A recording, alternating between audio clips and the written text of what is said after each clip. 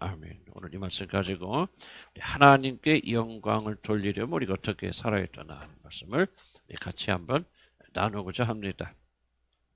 우리 어떤 자매가 우리 박사모님에게 질문을 던졌다고 합니다. 목사님, 하나님께 영광 돌리는 삶을 살라 그러는데 도대체 어떻게 해야만이 하나님께 영광을 돌리는 삶을 살 수 있습니까? 어떻게 하는 것입니까? 뭐라고 답하죠? 우리 또 사모님이 저에게 질문하였을 때 저도 사실은 좀 난감했습니다. 사실 나도 잘 모르겠다. 하나님께 영광 돌리는 삶을 살게 해달라고 나도 오랫동안 기도하고 있지만은 어떻게 하는 것이 하나님께 영광 돌리는 것인지 구체적으로 말을 해야 된다면 저는 좀 솔직하게 좀 난감합니다. 그래서 저는 이 질문에 답하기 위해서 좀 고민하였습니다. 어떻게 생각해야 될지. 우리 구원받은 자들은 기본적으로 우리들이 하나님께 영광을 돌리는 그런 삶을 살아야 된다 하는 것을 우리가 다 압니다. 하나님께 영광을 돌리는 삶을 사는 것은 우리들이 구원받은 이유이고 인생에 있어서 가장 중요한 목적이라는 것을 우리는 모든 자들 다 알고 있기 때문에 저도 구원받은 자들은 그렇게 살려고 노력하고 있을 줄 압니다. 근데 하나님께 영광을 돌린다고 하는 것은 너무나 크고 높은 그런 주제이기 때문에 평생을 주의 일을 한다고 그렇게 살아왔던 저도 하나님께 영광을 돌리려면 무엇을 어떻게 해야 되는지 꼬집어서 말하면 저도 머리를 긁을 수밖에 없습니다. 우리 버러지 같은 것들이 어떻게 하나님의 영광을 알 수가 있겠습니까? 그러니 우리들이 하나님께 영광을 돌리는 것이 무엇인지, 어떻게 하여야 하나님께 영광을 돌릴 수 있는 것인지를 제대로 알기가 참 어렵다고 그렇게 생각합니다. 난감한 마음을 가지고 고민하고 있을 때 하나님께서 이런 깨달음을 주신 것 같았습니다. 하나님께 영광을 돌리는 삶을 산다는 것이 사실 거창한 것이 아니고 사실 우리들이 실현이 불가능한 그런 명령이 아니라고 하는 것을 깨달았습니다. 나는 물론 이것은 쉽지 않은 일이다 그렇게 생각합니다. 꾸준히 노력하고 열매를 맺을 때만 우리는 하나님께 영광을 돌리는 삶을 살 수 있기 때문에 그렇습니다. 그러나 하나님께 영광을 돌리는 일은 우리 모두가 다 할 수 있는 그러한 일이라고 그렇게 여겼습니다. 오늘 거듭나셔서도 그분이 충분히 하나님께 영광을 돌릴 수 있는 삶을 살 수 있다. 그렇기 때문에 성경에서 너희들이 먹든지 마시든지 다 하나님의 영광을 위해 살아. 그렇게 명령하신 것입니다. 그래서 저는 먼저 우리들이 실천할 수 있는 하나님께 영광을 돌리는 길이 무엇인가를 제가 먼저 여러분께 말씀을 드릴 것이고, 그리고 그것과 함께 왜 그것이 그러한 것인가 하는 것을 제가 설명을 드리고자 합니다. 하나님은 저에게 이런 깨닫게 해주신 그런 것이 있습니다. 우리들이 하나님께 영광 돌리는 길이 있다면, 우리 삶에서 그것을 실천할 수 있는 길이 있다면 어떻게 보면 아주 간단한 일입니다. 어떻게 보면 어려운 일이지만 주님께서 제게 주신 깨달음이 있습니다. 하나님께 영광 돌리는 삶을 살려면 간단하게 여러분이 하고 싶은 것은 하지 말고 않고 하기 싫은 것을 하면 우리는 대충 하나님께 영광 돌리는 삶을 살 수가 있습니다. 아프리카 우주에 들어가서 선교하다가 이런 선교하지 않아도 또 집을 팔아서 하나님께 드리지 않아도 또 40일 기도, 금식 기도하면서 하나님께 기도하지 않아도 만약 여러분이 매일 부대끼는 이 사람들과의 관계 속에서 하고 싶은 것은 하지 않고 하기 싫은 것을 하는 이 원칙만 지킨다면 나는 저와 여러분이 충분히 하나님께 영광을 돌리는 그런 삶을 살 수 있다라고 저는 그렇게 생각합니다. 정말 내가 하고 싶은 것이 있는데 그것을 하고 싶은 것을 참고 견디고 하지 않을 뿐만 아니라 정말 내가 하기 싫은 게 있는데 그것을 하나님 때문에 그리고 그분의 말씀에 순종하기 위해서 여러분이 낑낑대면서라도 그것을 실천한다면 그것이 무엇이 되었든지 간에 그것이 아무리 적은 것이 되었다 할지라도 여러분은 충분히 하나님께 영광을 돌리고 있는 것입니다. 이제 제가 여러분과 같이 첫 번째로 살펴보자 하는 것은 왜 우리들이 하고 싶은 것, 이 마음속에서 하기를 소원하는 것들을 하지 않는 것이 하나님께 영광을 돌리는 것인가 라고 하는 것을 제가 여러분에게 같이 나누고자 합니다. 인간은 태어날 때는 선하게 태어나는데 자라면서 환경 때문에 그리고 어른들이 하도 악하니까 어른들한테 나쁜 짓을 배워서 물이 들어서 죄에 물들어 그래서 죄인이 된다고 생각하는 것을 가리켜서 성선설, 성선설, 즉 사람은 죄가 없는 순진한 상태로 태어나지만은 환경에 의해서 악하게 된다는, 은혜하고 태어난 아기를 보면 저것이 무슨 악을 알까? 정말 깨끗하고 정결하고 아무런 죄에 물들지 않은 상태로 태어나는데 그만 환경이 악하고 부모가 악하고 그래서 사람들은 점점 악하여지는 것이다 라고 하는 것을 가리켜서 성선설이라고 하는데, 이것을 중국의 철학자 맹자가 주장하였다. 그래서 맹자의 성선설이다 그렇게 말합니다. 그러나 이와는 반대로 인간은 태어날 때부터 악을 가지고 태어나는데 어렸을 때는 그것이 잘 노출되지 않고 있다가 나이가 드러나면은 이제 그 악을 나쁜 짓을 하게 되는데 그것은 환경이 아니라 이미 자신 안에 가지고 있는 악이 이제 자라나면서 그 악이 표출될 뿐이다 하는 또 이론이 있는데, 그 이론을 가리켜서 여러분 잘 아시는데 성악설이라고 그렇게 말합니다. 그런데 진리의 성령은 사실 이 성악설, 인간이 악을 행하는 것은 이미 태어나기 전부터 악에 오염되었고 악을 가지고 있기 때문에 그들이 죄를 짓는 것이다. 아이로 태어날 때는 착한 사람인데 환경 때문에 죄를 짓는 죄인이 되어서 죄를 지었기 때문에 죄인이 아니라 죄인이기 때문에 죄를 짓는다고 하는 사실 성악설을 지지하고 있습니다. 그런데 성악설을 주장하는 대표적인 사람이 중국의 철학자인 순자입니다. 그래서 우리는 순자의 성악설, 맹자의 성선설 이렇게 배우는 것입니다. 순자가 성악설에서 이렇게 설명하는데 저는 이것이 성경을 이해하는 데 굉장히 큰 도움이 되었습니다. 그래서 나는 여러분과 함께 나누고자 합니다.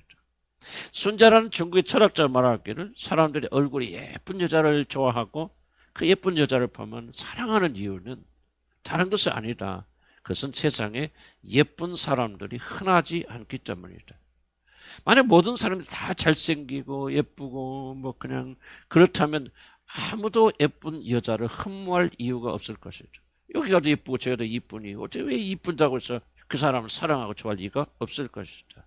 이들이 어여쁜 여자를 그리고 잘생긴 남자를 흠모하고 사는 이유는 아주 예쁘고 잘생긴 남자들이 이 세상에 흔치 않기 때문에 그를 사랑하는 것이다. 그렇게 설명합니다. 마찬가지고 사람들이 선하고 착한 사람들 존경하고 사랑하는 이유는 자기 전 재산을 다 팔아서 장학금으로 내놓았다.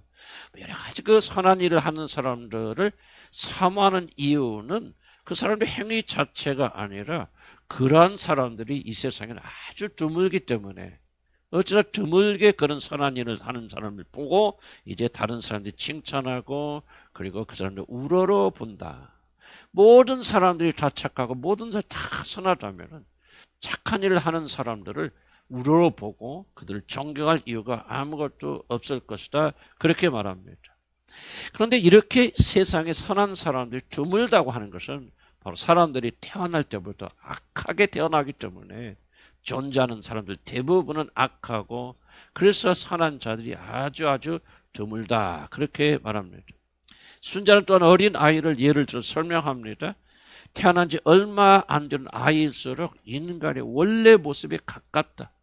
자라나면 자꾸 변화해서 이렇게 다른 것 같이 되지만은 사실은 어린 아이로 내려가면 내려갈수록 진짜 인간이 무엇인가를 볼 수 있는 그런 원형이 아주 가깝다. 그렇게 말합니다.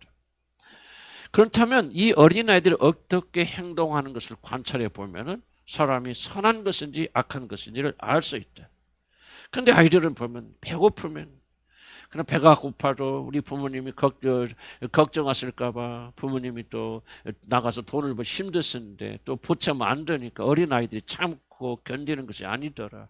그냥 배가 고프면 울고 보채고 그냥 돈이 없어서 굶어가는 부모를 향해서도 그냥 보채고 울고 먹을 걸 달라고 발버둥치고 또 어린아이들이 또 먹을 걸 가지고 있어 돌라 한번 아빠 한번 줘봐 절대로 안 주고 자기 욕심만 차리고 자기 살 길만 챙기는 이런 것을 보면은 우리가 어린 아이들이니까 그렇겠지 하고 이해를 하고 봐서 그렇지 진짜 보게 된다면 이 악한 아이들은 이 악한 것을 가르쳐 주기도 전에 이미 그런 악한 일을 하는 걸 보니까 이 원형에 가까운 이 아이들이 악한 행동을 통해서 볼 때 인간은 절대로 선한 존재가 아니다. 악을 가지고 이미 태어난 그런 악한 존재다. 그래서 성악설을 순자가 이렇게 주장합니다. 하나님은 예레미야서 7장 9절에 17장 9절에서 이렇게 말합니다. 만물보다 거짓되고 심히 부패한 것은 사람의 마음이래. 누가 능히 이거를 측정조차 할 수 있으리요. 그렇게 하나님은 탄식하셨습니다. 어떤 시인은 시편에서 이렇게 말합니다. 의인은 없으니 하나도 없습니다. 깨닫는 자도 없고 하나님을 찾는 자도 없고 다 지우자 함께 무익하게 되고 선을 행하는 자는 없나니 하나도 없도다. 하나님께서 은혜를 주지 않으면 선을 깨닫는 자도 없고 행하는 자도 단 한 명도 없다라고 그렇게 말합니다. 하나님을 떠난 인간의 마음은 온 우주의 어떤 것보다도 더 심각하게 타락하여서 가장 몹쓸 것, 가장 쓰레기 같은 것이 되어져 버렸습니다. 그래서 하나님께서 세상을 이렇게 굽어내려 보시면서 인간의 마음을 살피실 때 이런 결론을 내리셨습니다. 여호와께서 사람의 죄악이 세상에 가득함과 그의 마음으로 생각하는 모든 계획이 항상 악할 뿐임을 보시고 땅에 사람 지으셨음을 한탄하시사 마음에 근심하시고 완전하신 하나님께서 인간을 지으시고 후회하실 정도로 인간의 부패, 인간의 마음의 타락은 엄청난 것입니다. 그래도 사람들이 구원을 받으면 이렇게 완전히 새로운 사람이 된다고 성경이 말하지 않았습니까? 여러분 그렇게 말할 수 있을 것입니다. 우리들이 구원을 받으면 이 모든 마음의 부패가 다 사라지는 것 같이 착각합니다. 그러나 이것은 여러분 철저히 성경을 이해하지 못하는 잘못된 오해입니다. 죄로 인하여 우리들의 마음은 거짓되고 부패된 마음이 되는데 성경은 이것을 육신이라고 그렇게 말합니다. 그래서 아담 이래로 우리 모든 인간들은 영을 잃어버리고 영이 죽어버리고 육신이 되어져 버렸습니다. 그래서 이 육신은 항상 죄만을 생각, 더러운 것만 생각한 부패된 심령을 가지고 있습니다. 그런데 이 육신은 우리들이 구원을 받아서 새로운 피조물이 되고 성령이 우리 안에 거하셔도 여러분의 육신은 절대로 변하지 않고 고스란히 그대로 남아 있습니다. 다만 구원받은 자들은 죄의 세력에서 해방되기 때문에 그 부패한 마음이 역사할 때라도 성령의 도우심을 받아서 그 더러운 마음대로 이끌림을 받지 아니하고 그래서 이길 수 있는 그런 자들이 되어졌다 하는 의미에서 새로운 존재가 되어졌다는 것이지, 여러분이 이 더러운 육신을 그대로 가지고 있는 육신이 예수 믿고 거듭나게 될 때 홀라당 다 사라져서 완전히 죄에서 해방되는 그런 자가 되었다는 뜻이 절대로 아닙니다. 어떤 경우에도 여러분의 육신은 마지막 호흡을 마치는 그날까지 그대로 고스란히 살아있습니다. 구원받은 자들 안에 하나님의 영이 주어졌기 때문에 우리들이 겨우 새 마음을 따라 살려고 발버둥치고 기도를 통해서 성령의 능력을 받으니 우리 부패된 마음이 여러분의 육신을 조정하지 못하는 것이지, 만약 우리들 안에 새 마음이 주어지지 않고 성령이 선물로 주어지지 않았다면 그 사람은 설령 구원을 받았다 할지라도 계속 죄 가운데 머물러 있게 될 것입니다. 우리들이 지옥에 들어가는 영원한 형벌에서는 구원받았을지 몰라도 아직 우리들의 육신은 온전히 구원받은 것이 아닙니다. 그래서 우리들이 매일매일 애타는 심정으로 기도하며 울부짖으며 회개하며 이 죄의 육신이 우리를 점령하지 못하도록 하나님께 그렇게 기도하는 것입니다. 그래서 베드로전서 5장 8절에는 근신하고 깨어 있으라고 우리에게 그렇게 권면합니다. 중요한 사실은 사단이 우리의 변화되지 않은 이 육신을 이용하여서 우리들이 죄를 짓고 우리들이 하나님께 멀리 떨어지도록 그렇게 하고 있다는 것입니다. 아직까지 변화되지 않은 육신 구원을 받았지만 길들이지 않은 육신을 발판 삼아서 사탄은 다시 여러분을 정복하고 멸망하기 위해서 발버둥을 친다고 하는 사실을 우리가 잊지 말아야 됩니다. 도대체 무슨 말을 하려고 제가 이렇게 중국에 있는 멀리 사시는 순자씨까지 끌어다가 이런 이야기를 하였었고 인간이 부패된 마음을 여러분 설명하겠습니까?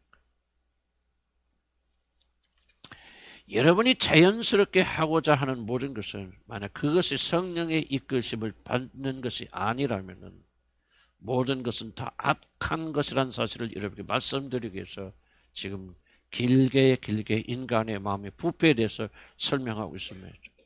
다시 한번 강조합니다. 여러분의 마음에서 자연스럽게 나오는 모든 것은 여러분 구원을 받았다 할지라도 만약 그 생각을 하나님이 이끄시지 않는다면 다 악하고 더럽고 추한 것뿐이라는 사실을 여러분이 인정하셔야 됩니다. 마태복음 5장 18절 19절이 주님 이렇게 말씀하십니다.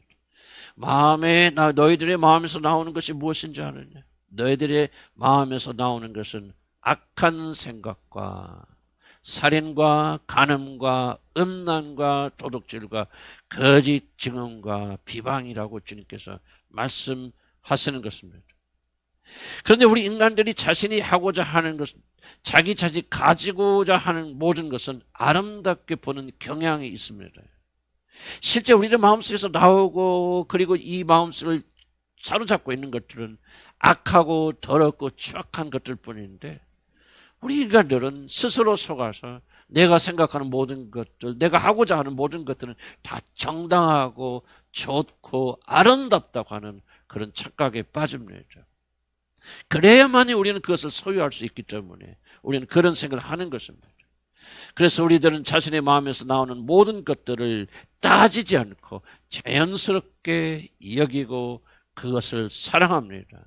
내 안에서 나오는 것은 다 정당한 것이고 옳은 것이고 아름다운 것이기 때문에 그것에 대해서 시비를 걸지 않습니다. 예를 들어 봅시다. 내가 화가 날 때 분노하는 것은 매우 건강한 일이라고 그렇게 생각합니다. 상대가 나를 건드렸어, 나를 분나게 했어. 그러니까 내가 분을 내고 화를 내는 것은 이건 너무 정당한 것이야. 아무런 마음에서 나오는 것을 의심하지 않고 그대로 생각하고 분노하는 분들이 계십니다.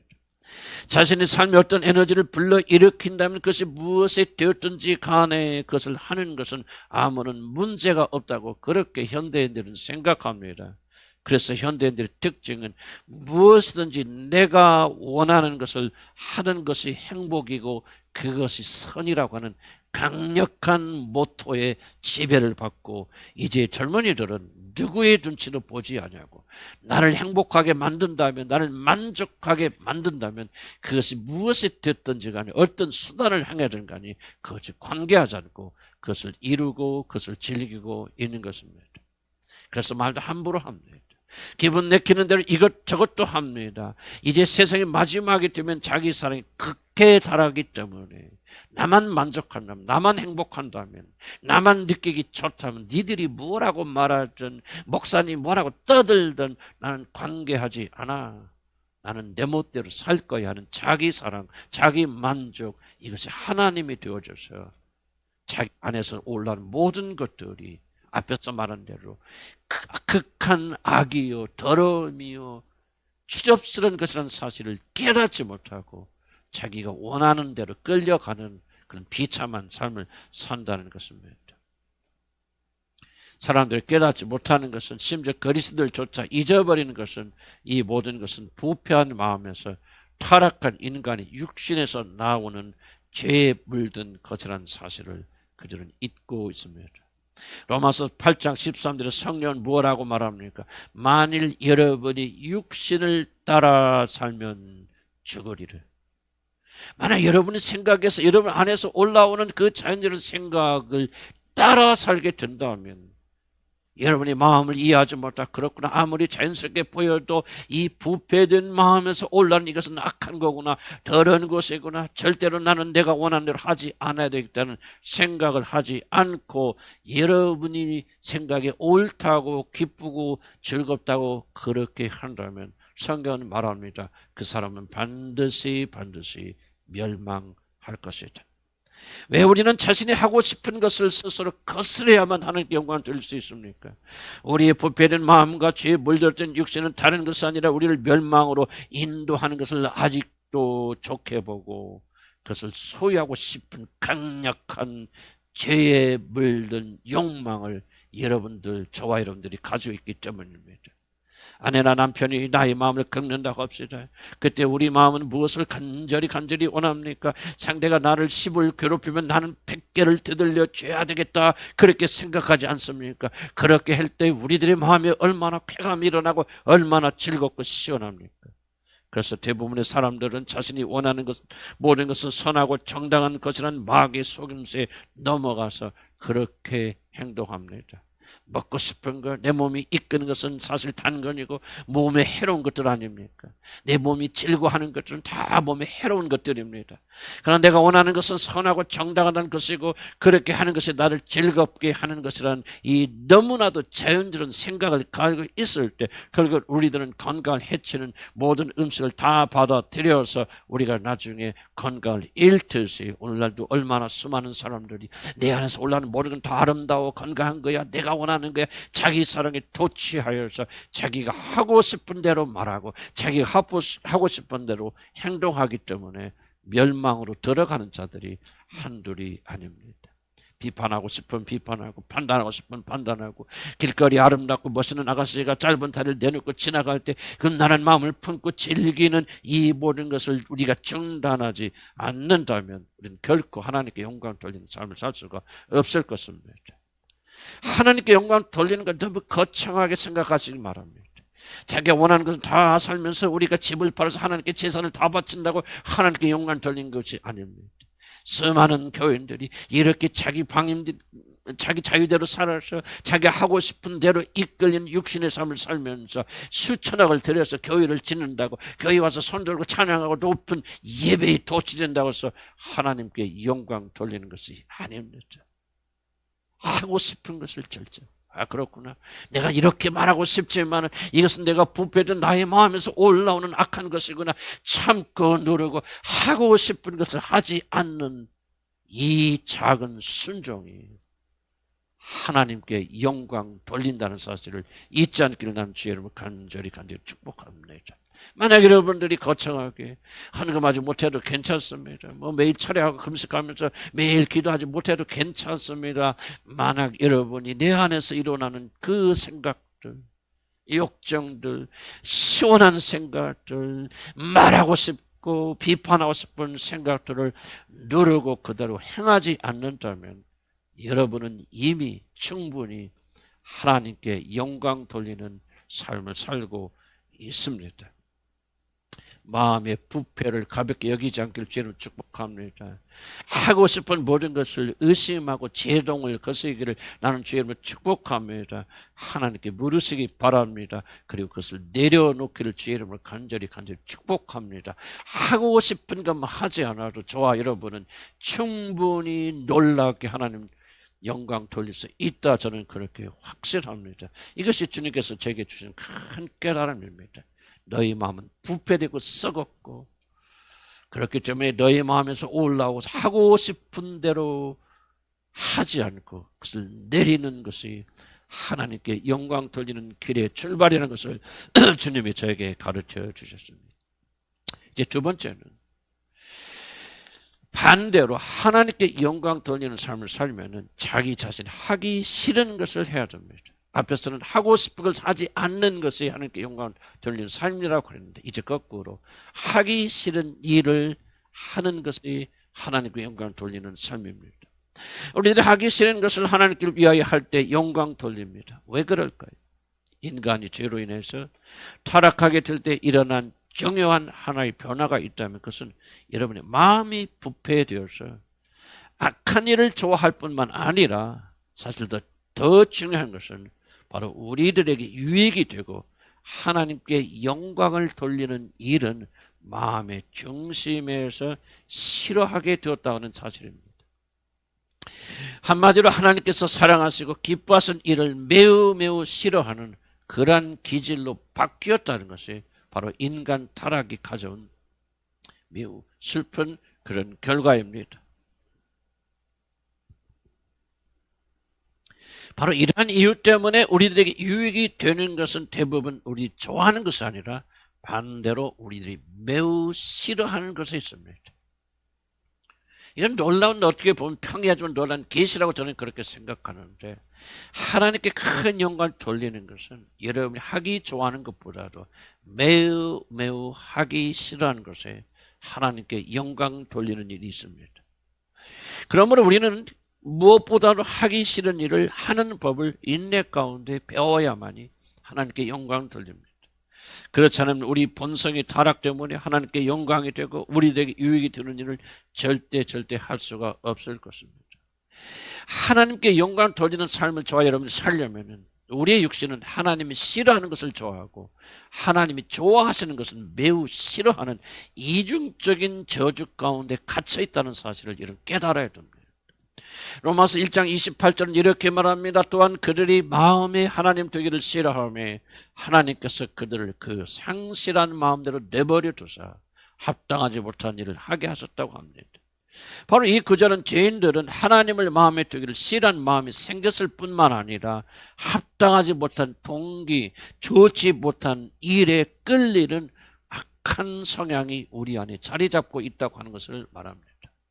아담과 이브가 하나님의 영을 어기고 선악과를 먹음으로 하나님을 버린 결과 인간의 마음은 하나님을 두기를 매우 싫어하는, 하나님의 관계에 두는 것은 매우 싫어하는 죄된 성향이 남아있고, 그리고 구원받은 자들의 마음 안에도 이 성향은 그대로 존재한다고 하는 사실입니다.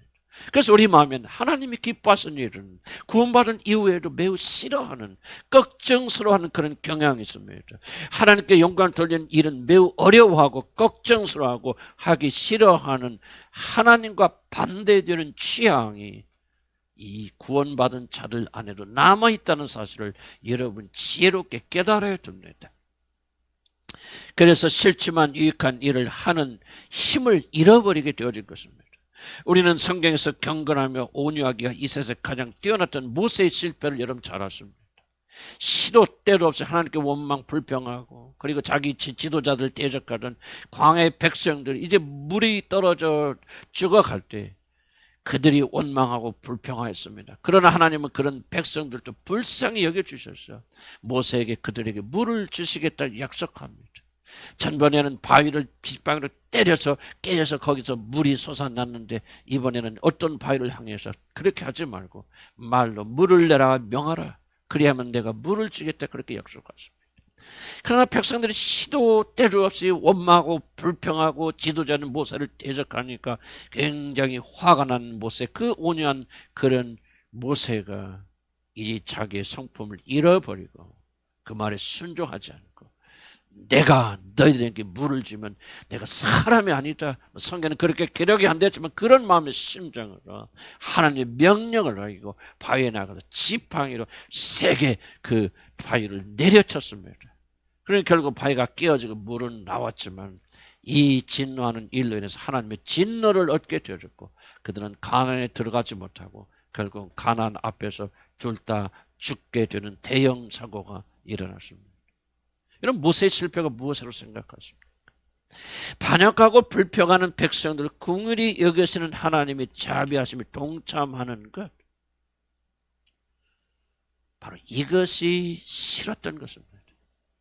이런 백성들에게까지 물을 주시다니, 생명을 주시다니, 하나님 이거는 옳지 못합니다. 나 그거 하기 싫어요. 모세에게 뭐가 없었습니까? 그 순간에 하기 싫은 것을 하는 용기와 믿음이 없었습니다. 그래서 그는 하나님께 버림을 받고 마지막에 가나안에 들어가지 못하고 가나안 앞에 묻히는 그런 수치를 당하게 된 것입니다. 왜 모세는 하나님께 영광을 돌리지 못했습니까? 그는 자신의 육신의 본性하기를 싫어했던 일을 이기고 순종하는 그런 힘이 없었기 때문이라고 저는 다시 한번 강조합니다. 하나님께 영광을 돌리려면 이것이 중요합니다. 자신의 육신이 하기 싫어하는 것을 여러분 하여야 됩니다. 만약 이 일이 실패한다면 우리는 결코 하나님께 영광을 돌릴 수가 없습니다. 자신을 사랑하지 않는 것 같이 보이는 배우자, 자신의 배우자가 자신이 원하는 것을 주지 않을 때 그를 사랑한다는 것, 그에게 사랑을 표현한다는 것은 사실 죽게 봐도 어렵습니다. 저는 나도 목회하면서 여러분을 사랑하는 것이 어려운 게 아니라 끊임없이 나의 말에 불순종하고 제 길을 걸어가는 사람들 여러분 가운데 있거든요. 그 사람을 축복하고 사랑하고 싶지 않은 이 마음의 본성이 올라올 때마다 그걸 깨고 부수고 그런 사람도 사랑하려고 발버둥치는 것. 나는 그것이 목회하면서 가장 어려운 일이다 그렇게 생각합니다.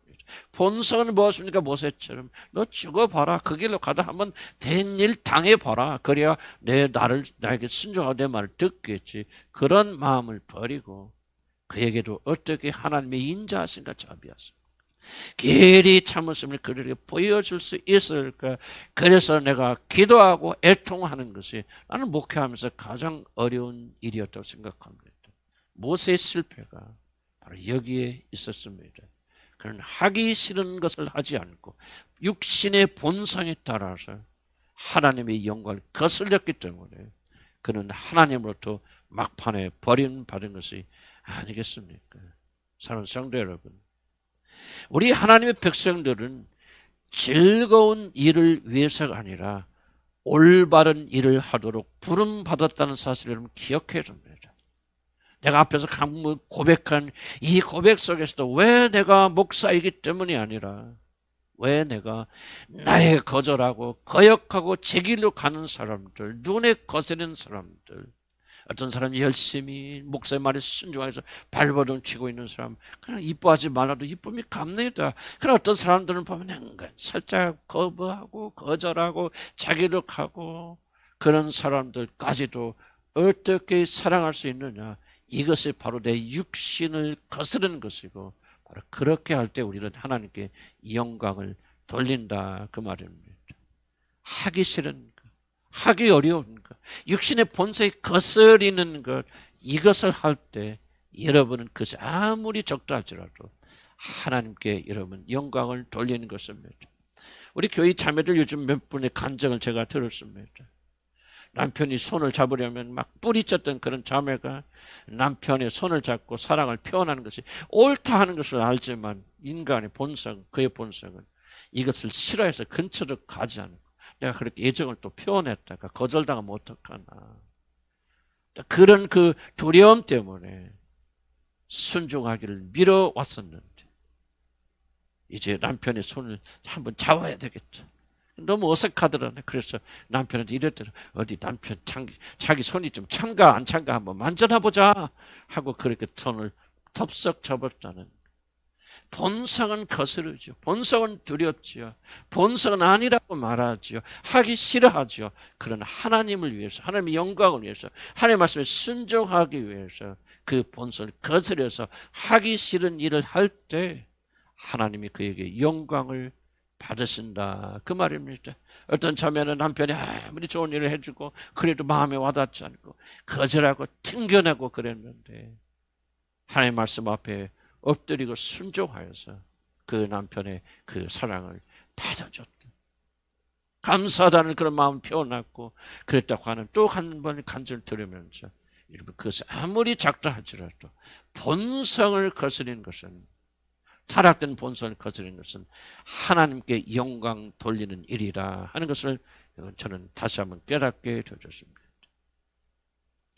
저는 그분들이 육신을 거슬러 옳지만은 하기를 싫어했던 일들을 자신의 행복과 안전을 위해서가 아니라 만약에 자기 자신의 안전과 행복을 위해서 했다면 하나님 받으실 리 없지만은 하나님의 영광을 위해서 그들이 순종하였다면 그들은 이미 하나님께 영광을 돌렸다고 나는 그렇게 믿습니다. 성경을 묵상하고 정해진 시간에 기도하는 일이 때론 즐겁기도 하지만 대부분 힘듭니다. 우리 육신은 힘든 일보다는 쉽고 재미있고 즐겁게 만든 일을 좋아하기 때문에 그렇습니다. 그러나 우리들이 거창한 기도는 아니지만 육신의 장을 이기고 하나님 앞에 기도에 헌신을 한다면 하나님은 이를 통해서 영광을 받으십니다. 목요일 저녁 같은 데 되면 오전에 제가 전쟁을 치르고 집에 들어오면 좀 쉬었다가 저녁에도 가기 싫을 때가 사실 많습니다. 육신은 쉬어라 쉬어라 그렇게 저한테 말합니다. 그럼 저는 저라도 교회 가서 졸겠다 하고 나가서 기도하면 사실 가장 많은 은혜를 주실 때가 바로 이 목요일날 홀로 와서 졸기도 하고 피곤해서 쓰러지기도 하지만 그때 정말 큰 은혜를 주시는 것을 저는 발견하였습니다. 사랑하는 성도 여러분, 마음을 즐겁게 하는 것을 피하시고 도리어 하기 싫은 것, 우리 육신의 본성을 어기는 그런 일들을 하기를 나는 주의 이름으로 간절히 축복합니다. 대화를 할 때도 하기 싫은 말, 즉 상대를 높이고 격려하고 상대의 말을 들어주고 인정해주고 내가 말하기보다는 그 사람의 말을 경청하면서 그를 존중하는, 그러나 우리 육신은 그걸 싫어합니다. 내가 말하고 싶습니다. 내가 나를 높이고 싶습니다. 그러나 그걸 하기 좋아하는 것을 누르고 하기 싫어하는 일을 하게 될 때 하나님은 그러한 일들 중에서 영광을 받으십니다. 영광 받는 자리에 가려는 육신의 본성을 깨시고 낮아지고 섬기는 그런 자리로 내려가시기 바랍니다. 그러한 것들이 아무리 작은 것이라 할지라도 육신을 어기고 가면 그것은 성령의 열매를 맺으며 하나님께 영광을 돌리게 됩니다. 거창한 것이 아닙니다. 하기 싫은 거 하고 하고 싶은 거 하지 않는 이 원칙만 지켜나간다면 하나님은 여러분의 삶에서 큰 영광을 받고 계시는 것입니다. 그래서 성경 오늘 본문이 이렇게 말합니다. 내가 이르노니 너희는 성령을 따라 행하라. 그리하면 육체의 욕심을 이루지 아니하리라. 성령의 일이 무엇입니까? 하고 싶은 거 하지 않고 하기 싫은 걸 할 수 있는 능력을 주시는 것, 우리 본성과 거스르는 것이 바로 성령의 일입니다. 이 모든 육체의 소욕을 거스르고 성령은 그러기 위해서 우리가 성령 주어졌다고 그렇게 말하는 것입니다. 성령의 능력 임하면 우리는 할 수 있습니다. 하고 싶은 것을 하지 아니하고 하기 싫은 것을 할 수 있는 능력의 기름 부음이 우리에게 부어지면 우리는 충분히 하나님께 영광을 돌리는 삶을 살 수가 있습니다. 말씀을 맺고자 합니다. 이번 주는 저에게 굉장히 의미가 있는 주가 아닙니다. 왜 그러냐면 저와 우리 집사람이 결혼한 지 만 40주년이 되는 기념일이 이번 주간에 있습니다. 지나간 주간을 되돌아봅니다.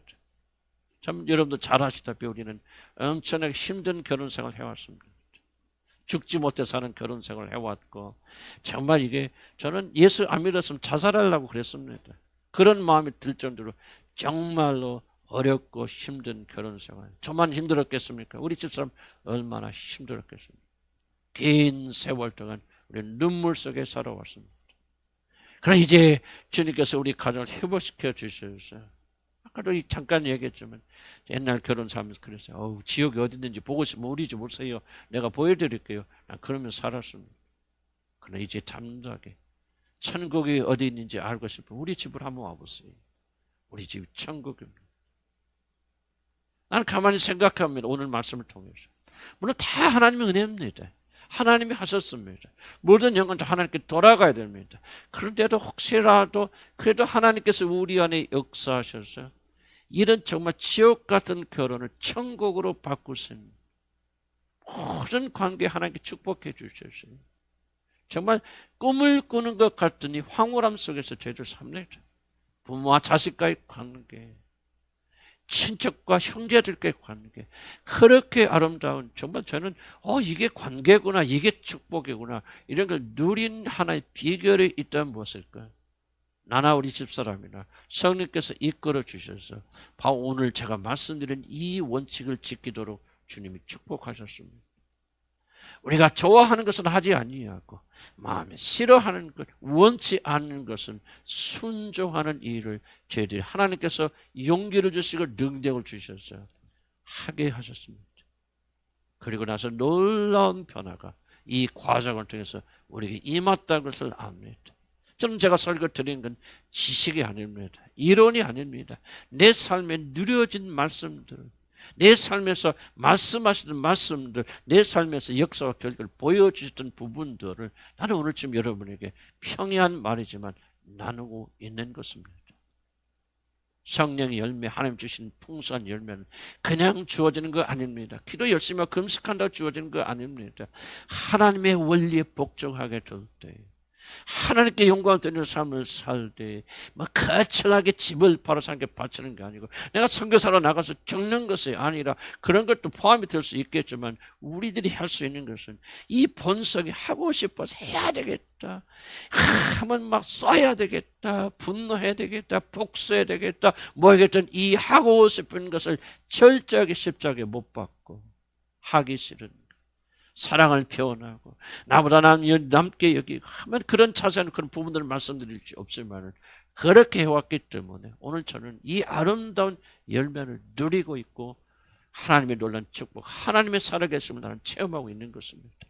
나는 우리 사랑하는 주님 한 교인들이 제가 앞서 나간 이 길을 따라오셔서 정말 중요한 부분, 하나님께 영광 되는 거창한 삶을 그런 생각하지 마세요. 그런 유혹에 넘어가지 마세요. 오늘이라고 불리우는 이 시간에 내가 살고 있는 이 영역 속에서 여러분 하고 싶은 것만 낮추시고 참으시고 견디시고 하기 싫은 일, 남편의 손 한 번 잡아주고 남편이 나를 향해서 사랑한다, 자녀를 향해서 여러분 내가 사랑한다, 몇십 년 동안 안 해보신 분들은 그 어려울 줄 압니다. 하기 싫은 줄 압니다.